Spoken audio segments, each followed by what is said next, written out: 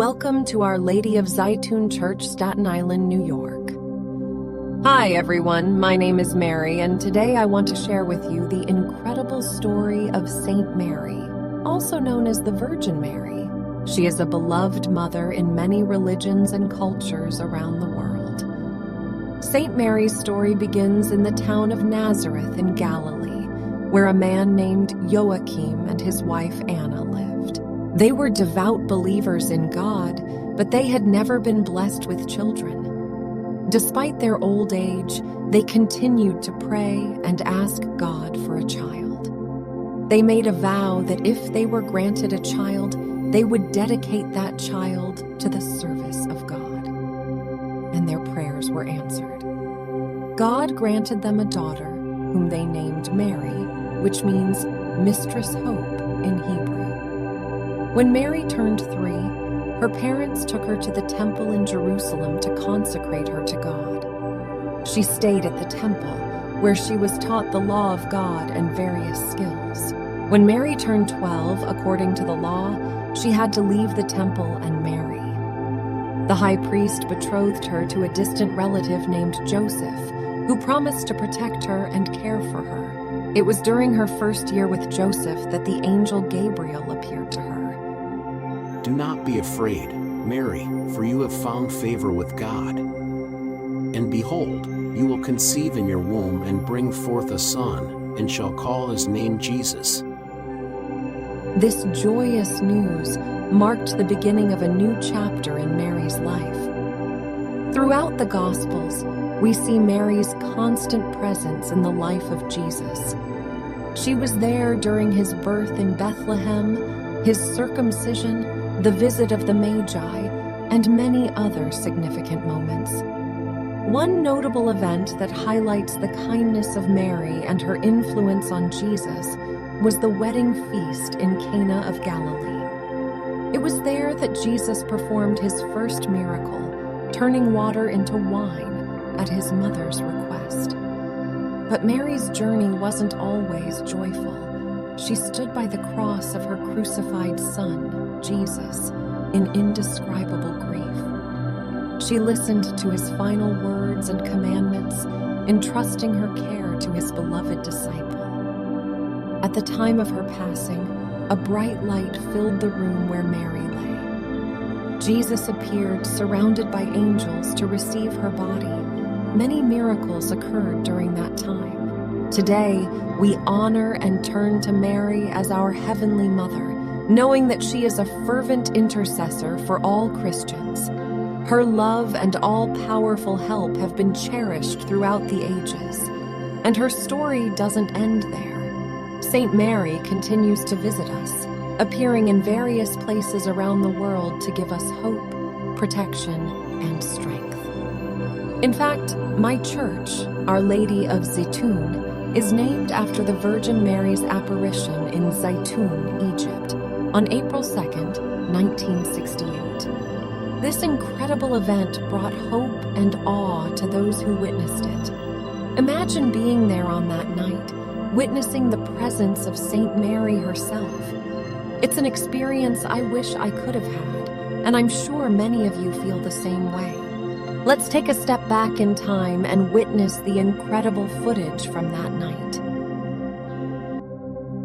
It was the year 1924, and Khalil Abraham was about to build a hotel in the spot in Zeitoun where the Holy Family was said to have visited more than 1900 years earlier. Abraham was sleeping peacefully, and the Virgin Mary appears in his dream. Virgin Mary said to him, "Build a church in my name, Abraham, and a miracle will take place in the future." Abraham obeys the command and builds the church. He did just that then, on April 2nd, 1968, the miracle took place. Two Muslim parking garage agents on Taman Bay Street in the Cairo suburb of Zeitoun saw a woman perched perilously on the dome of the Church of St. Mary. Thinking she was a young woman trying to kill herself, they shouted for her to come down. Then they realized that this was no ordinary woman. Word spread that the Virgin Mary had returned to the Church of Zeitoun, fulfilling her promise from centuries ago. Bishop Marcos was among the thousands who saw the apparition of the Virgin Mary, at the time a member of the Faculty of Engineering at Cairo University. Bishop Marcos describes what he saw in 1968. Just behind the church, in front of the wall of the church, I think, and not more than 40 or 50 meters approximately at midnight, I have seen the vision, complete, very nice, very clear. Saw the complete face, complete body, and her hands waving to bless the people. And everyone could see that she concentrated her eyes on them exactly. Thousands, both Christians and Muslims, flocked to the tiny church, including Egypt's President Nasser, who was stunned by the vision. It changed the politics of Egypt, fostering better relations with Egyptian Christians. One who witnessed the apparition was Dr. Otto Meandris, a member of the German Theological Association and a Harvard-trained theologian who taught at the prestigious American University in Cairo. He marveled at what he saw in the early days of the apparition, bringing many students to witness what he called the most stunning sight he had ever seen. Well, it occurred during the first days of April that thousands and 10,000s of people, both Muslims and Christians alike, assembled in front of the Church of the Holy Virgin to see the apparition of the Virgin Mary as she appeared there on the dome.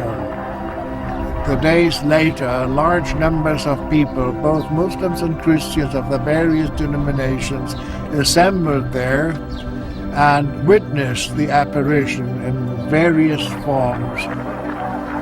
I myself saw it numerous times with friends in my parish, with university students, and yes, there's to me no doubt about it.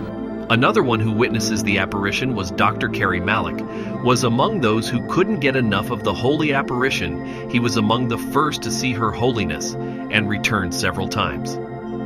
He saw a radiant light, and she appeared before them, blessing the crowd and even smiling. Overwhelmed with emotion, he trembled and shed tears. The Holy Mother, her face appeared on the moon.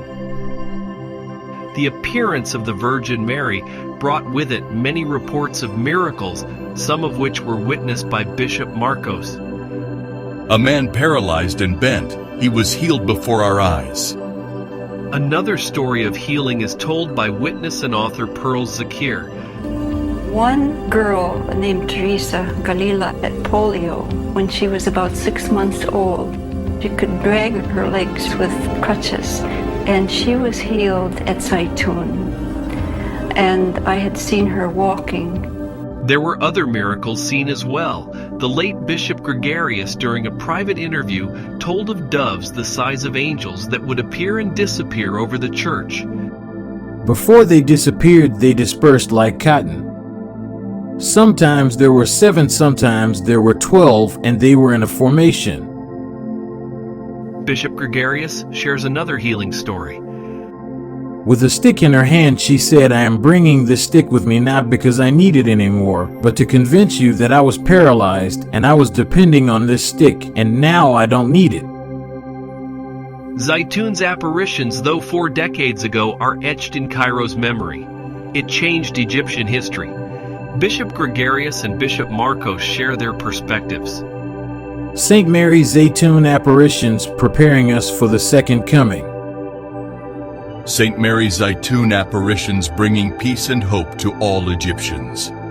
On May 4, 1968, His Holiness Pope Carolus VI announced the findings of a committee of bishops to 150 members of the press.